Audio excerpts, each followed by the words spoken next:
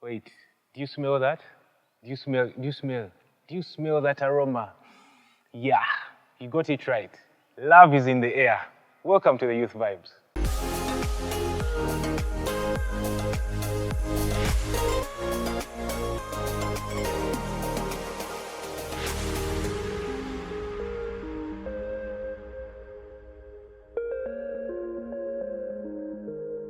So, you're very, very welcome to another episode of the Youth Vibes.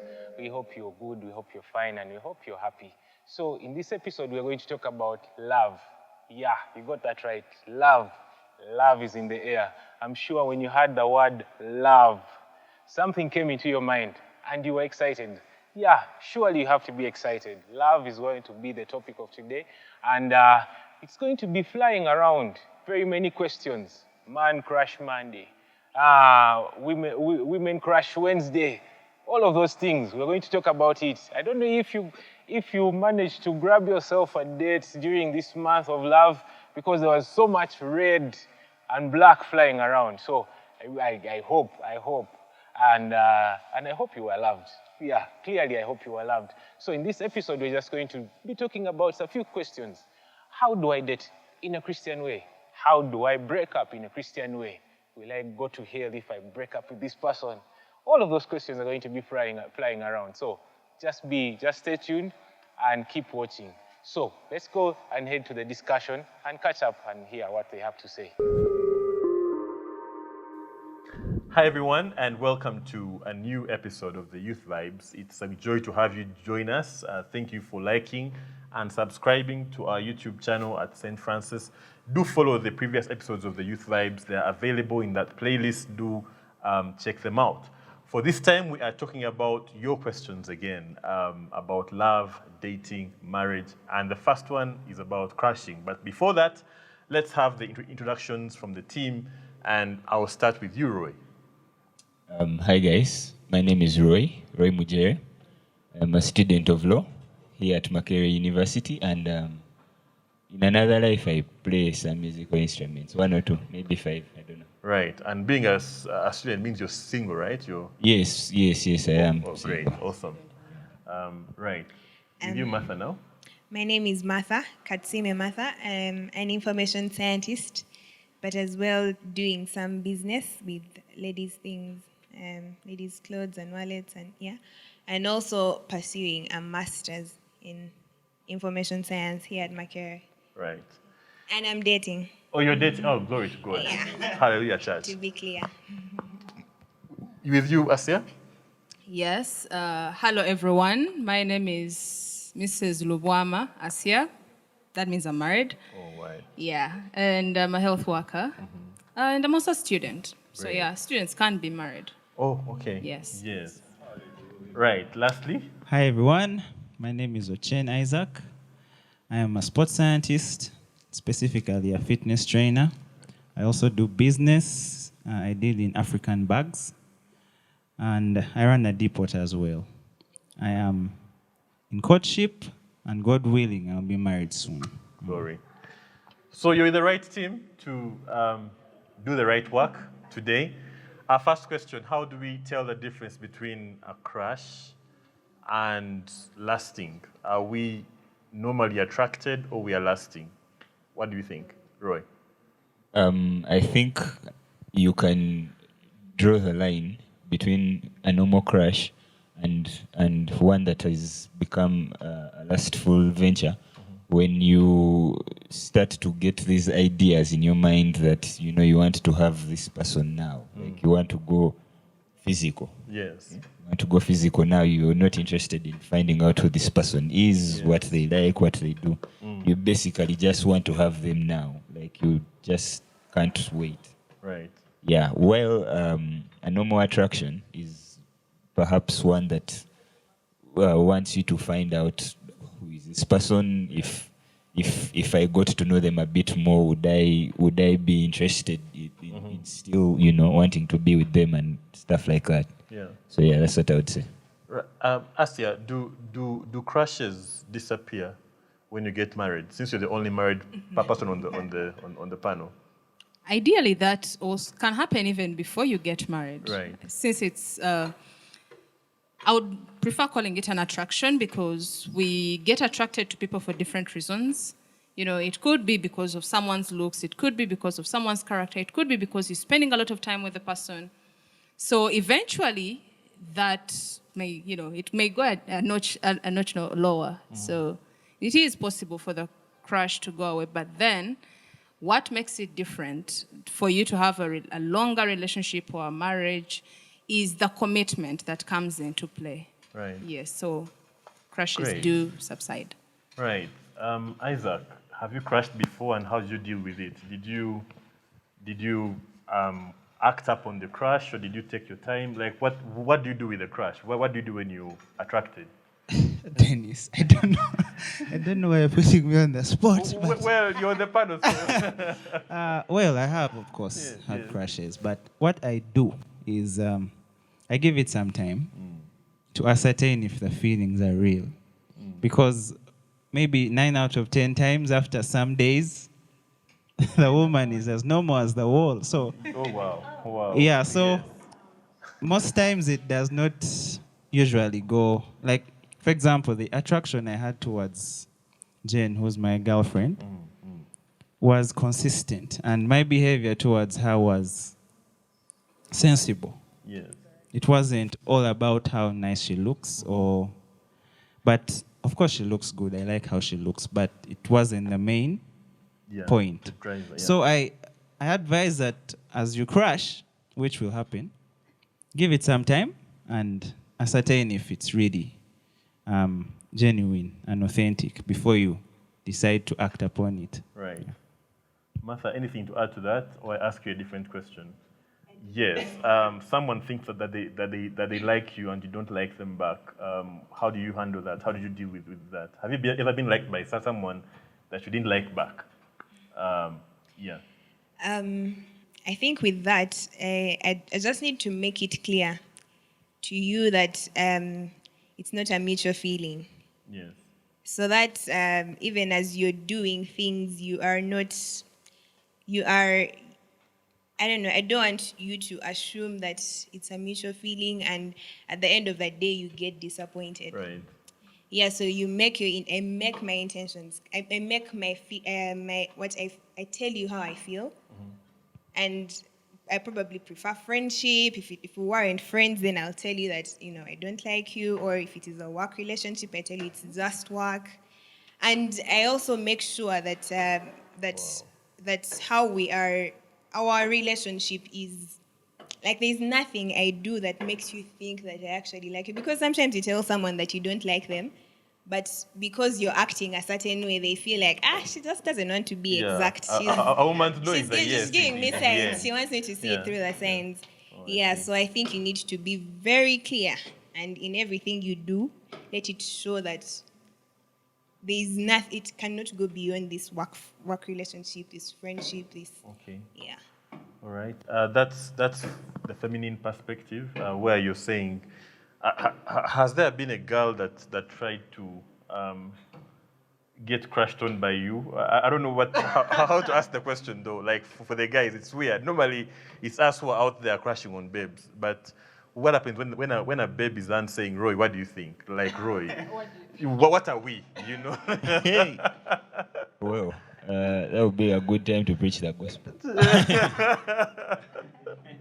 But anyway, I have experienced those things before, and I still go back to what Martha has said, that you need to understand and make it clear where you stand. You don't want to leave any gray areas in terms of what your intentions are, yeah, or what your feelings are. You want to be as specific as possible, and just make sure that the other person gets the message. Right.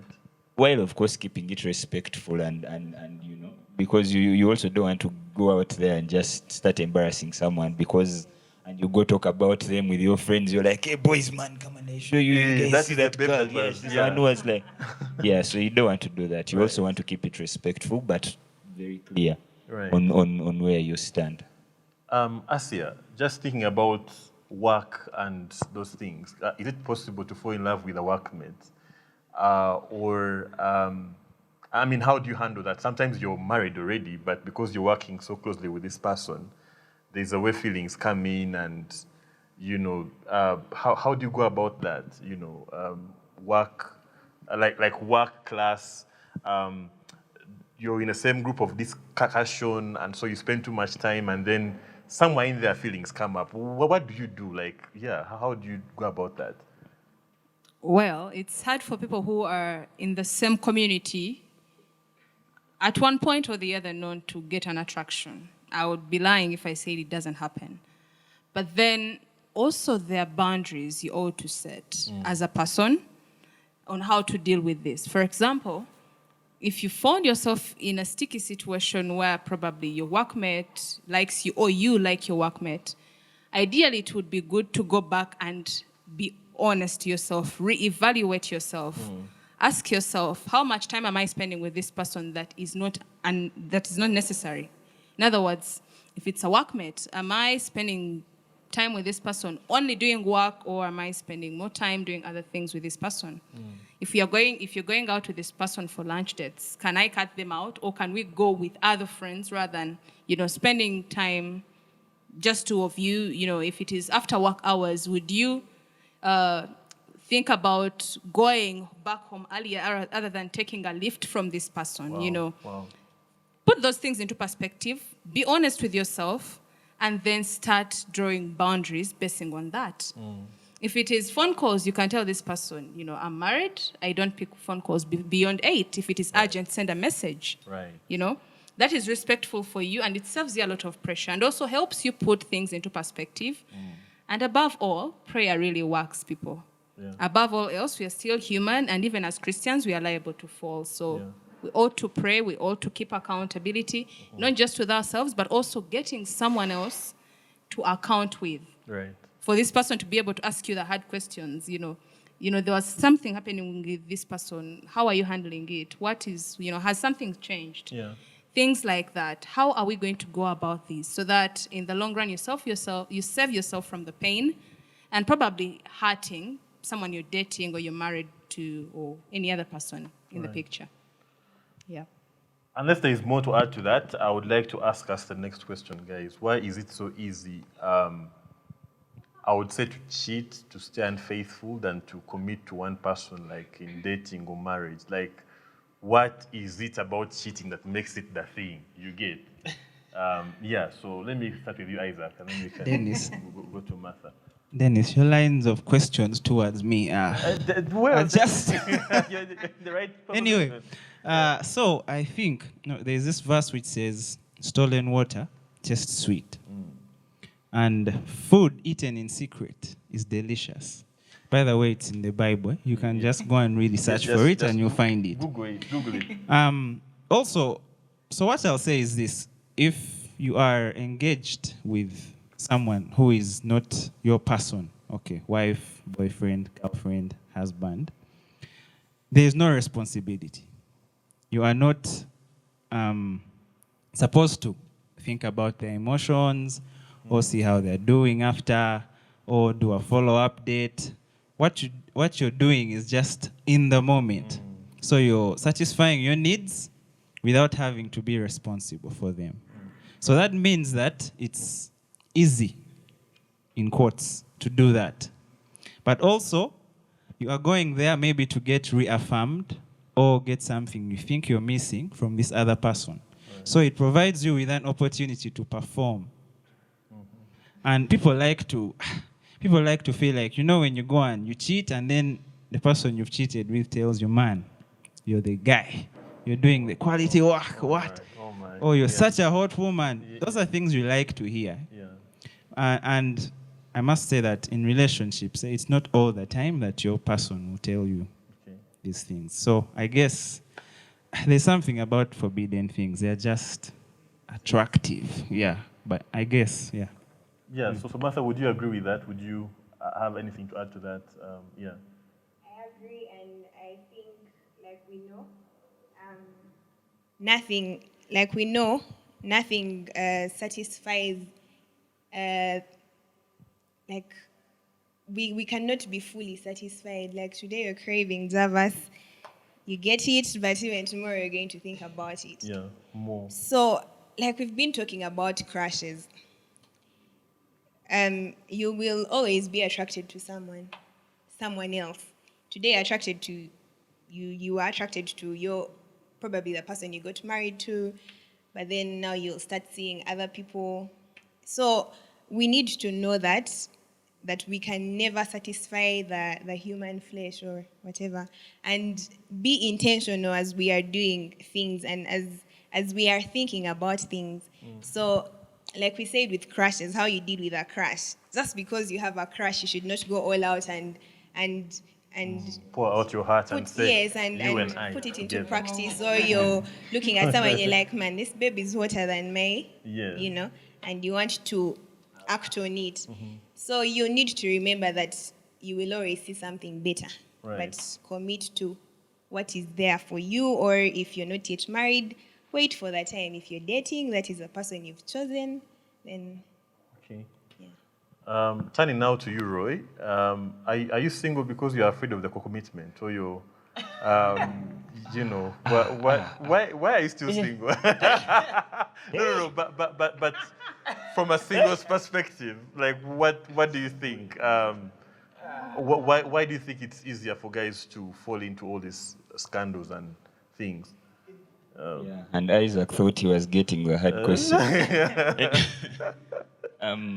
I think commitment requires a lot of resource, a lot of effort, a lot of energy. Yeah. It literally requires you to be a lot of things. You understand? Because if you commit to a relationship and you say you're going to get married to this person, it means you've also committed to become a father, you've committed to become a provider, you've committed to become a protector, A son-in-law. you've committed to become a son-in-law. There's so many things that are involved in there. Yeah. So I don't know if I have to answer about why I'm single. But No. That was a nice breaker. But I would say that for good reason, there are people who want to weigh where they stand in light of where they are going and what will be required in that phase of life. Yeah. And I think that would be a good enough reason. Right. Yeah. But ultimately, that is what I think about the whole question in general. Great. Asia, any more additions to that?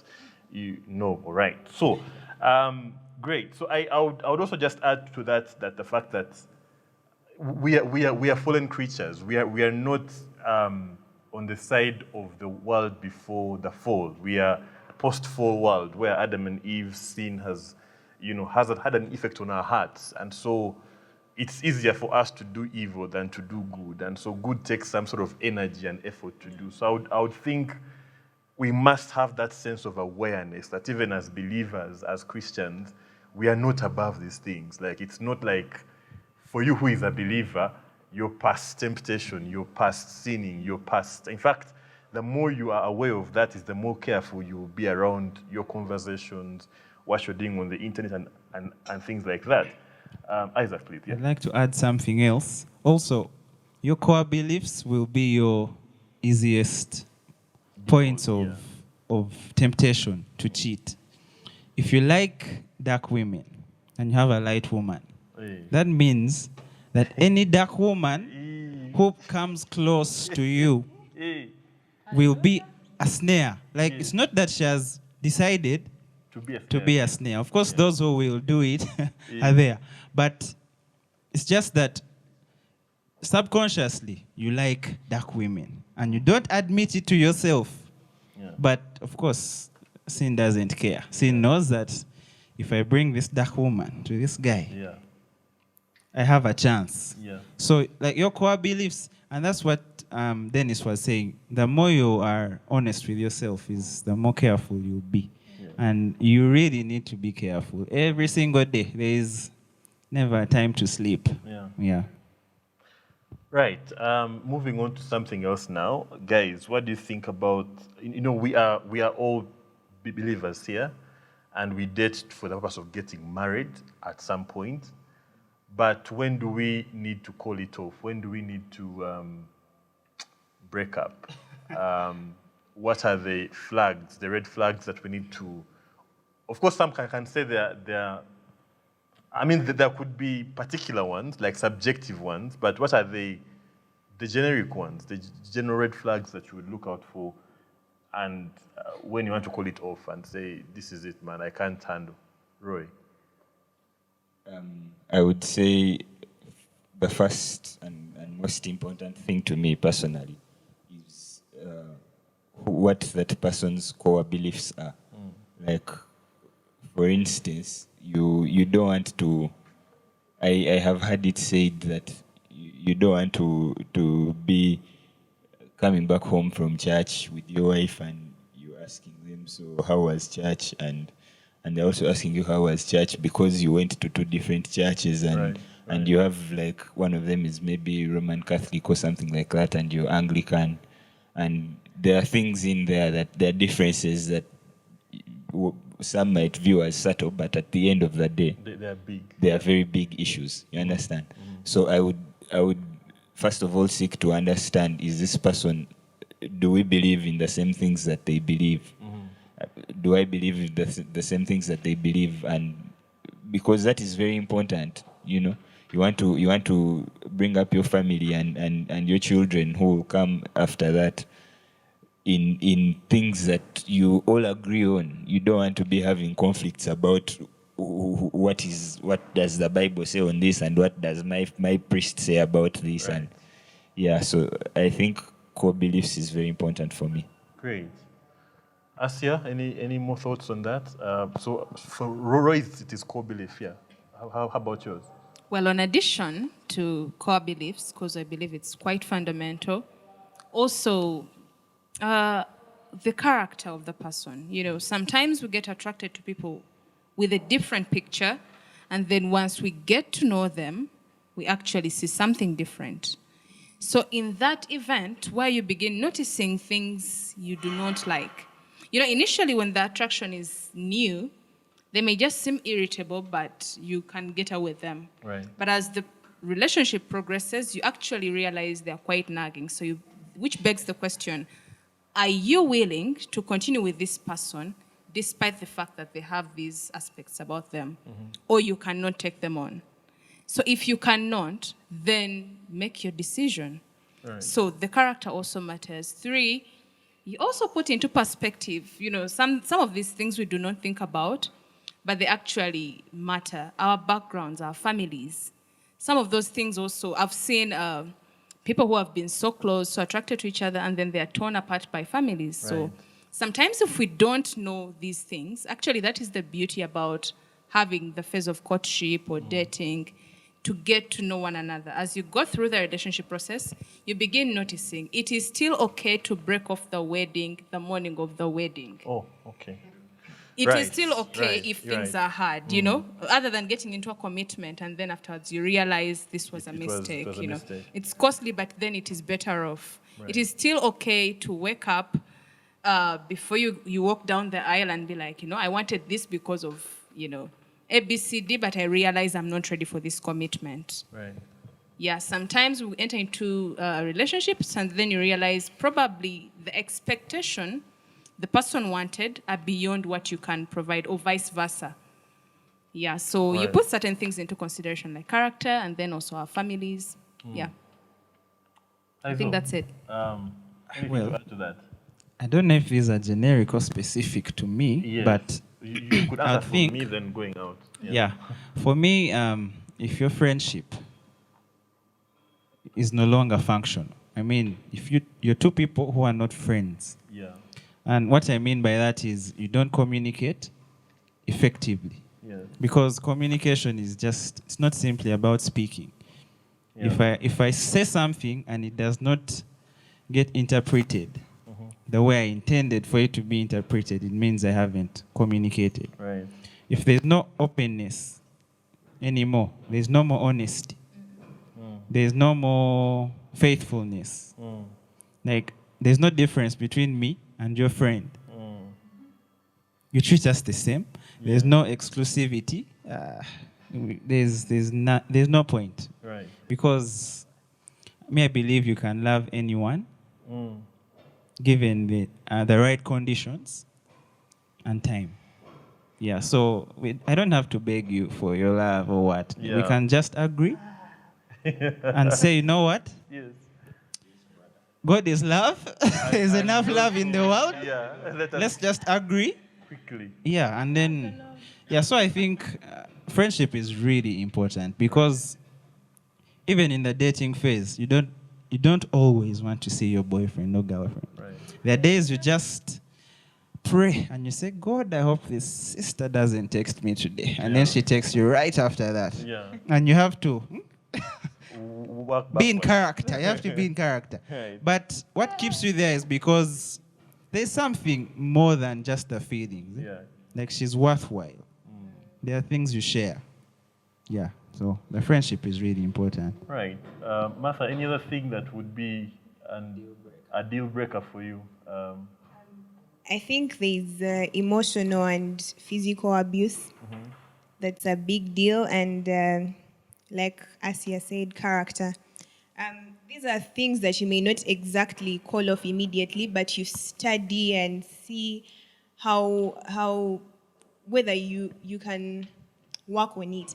But like we've said, you cannot change someone. Like you cannot, if you're dating or you want to get into a relationship with a bad boy, you'll not get into it because you're like, well, let me get into it because I might change him, and he becomes a Christian. Really? Yeah, so I think I wouldn't go deep into it, but I think it's also a major thing because of time, but it's a major thing.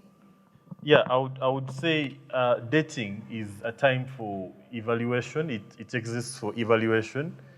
It's not a must that everybody that you date you must marry. You are evaluating whether this person can make a good long-term friend because marriage is about friendship. So if you realize that there are things which break up the friendship in the time of dating, then don't say, but we've been for all these years, all our friends don't know us together. Let me just stay and try and pretend. No.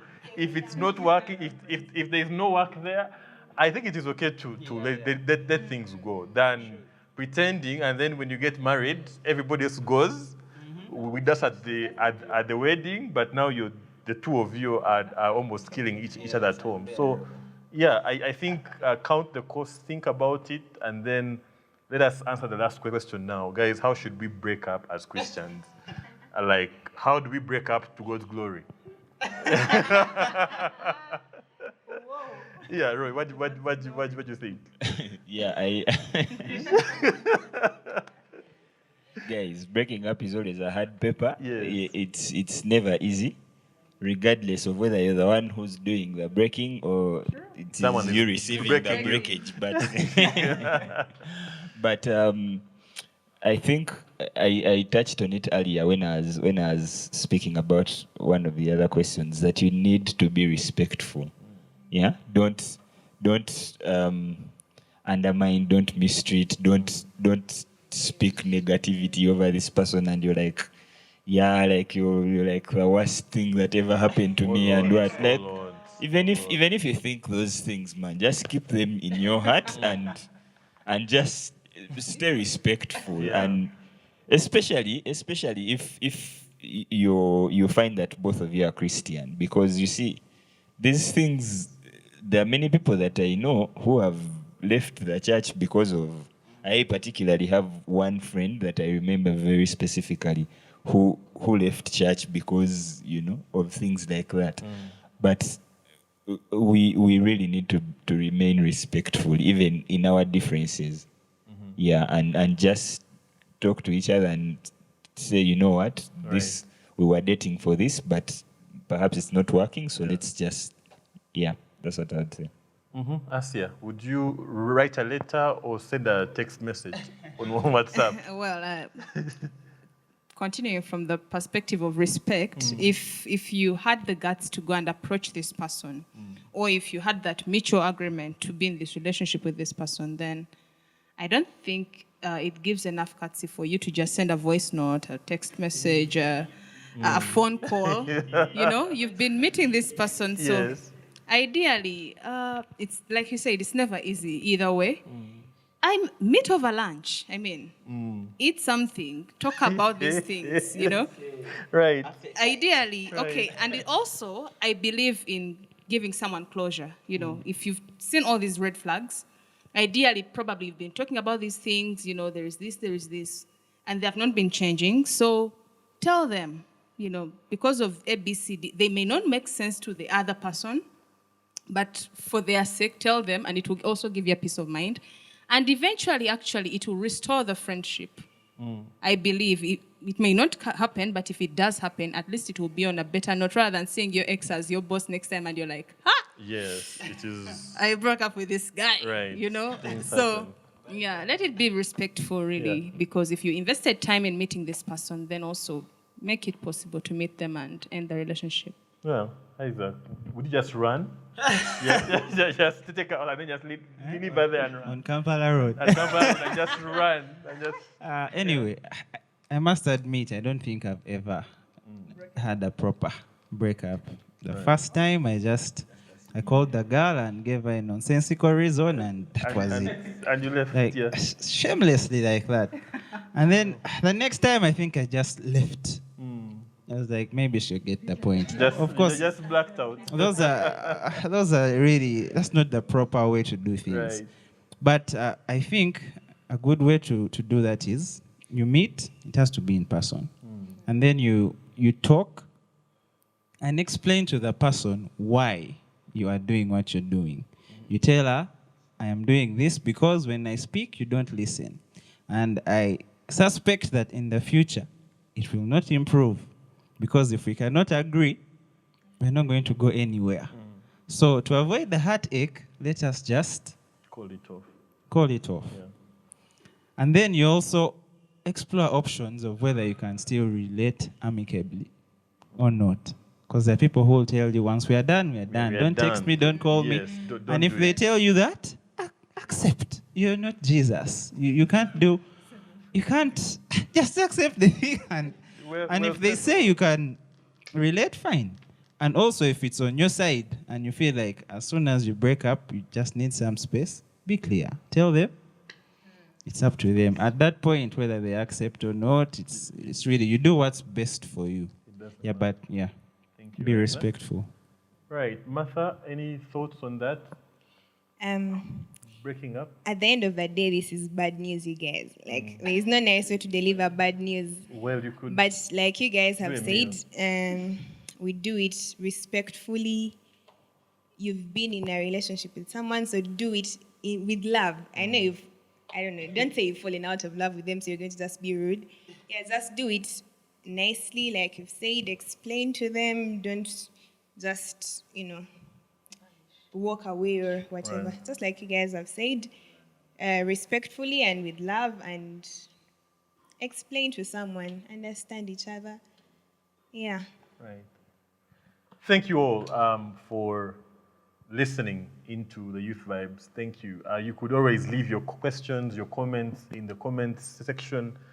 And just to say that Ephesians chapter 4 and verse 1 would say, therefore, I, Paul, a prisoner for the Lord, urge you to walk in a manner worthy of the calling to which you have been called. And we as believers are called to walk worthy in the manner to which God has called us, that we have been called to the gospel. Therefore, everything we do, whether we are dating or breaking up, we still do it to the glory of God in a manner worthy of the Lord. In other words, the principles which apply to you as a Christian apply to you as a boyfriend, as a girlfriend, as a fiancé, as a husband, as a wife. Like, you're not a different kind of husband because you're a Christian. No. Your Christianity applies even to your marriage and dating principles. So may God help us all. No, not just, by the way, none of us here are like experts. We don't come at this from an expert level. We are just friends having a conversation and trying to apply the gospel to our lives and how we choose to relate. So may God bless you, and do keep tuned in. See you next time. Well, welcome back from that discussion. I hope you picked something. I hope you've enjoyed the discussion. Yeah, so do send in your comments, do send in your questions, and we shall see how to answer them. And as we go into the dance. Do like, share, tell your friends about it. See you next time.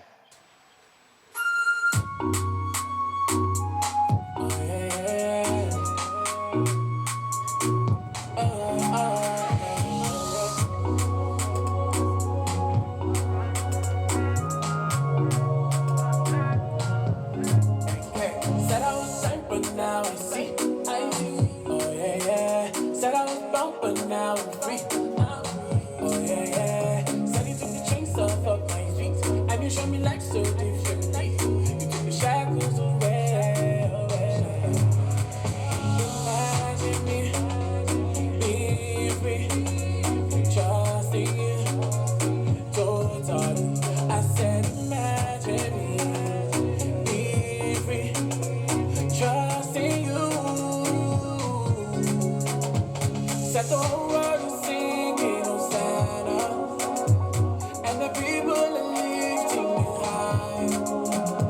Set the whole world is singing Hosanna, and the people are here. Help me sing Hosanna, Hosanna, Hosanna, singing hallelujah, hallelujah. Help me sing Hosanna, Hosanna, Hosanna, for what He's done, for what He's done. Hosanna, One time for my logo, my 10 over 10. Jesus be my logo. Can I hear an amen? Then I was found out free. Before I was blind, I was seen. Found to give me my praise. When you took all my shackles away. Imagine me being free. Trusting you not totally. I said imagine me being free. Trusting you totally. Got the whole world singing Hosanna, and the people lifting you higher. Yeah. Got the whole world singing Hosanna, and the people are here. Come sing Hosanna, Hosanna, Hosanna, singing hallelujah, hallelujah. Come sing Hosanna, Hosanna, Hosanna, for who you are, for who you are. shackles on my feet so high.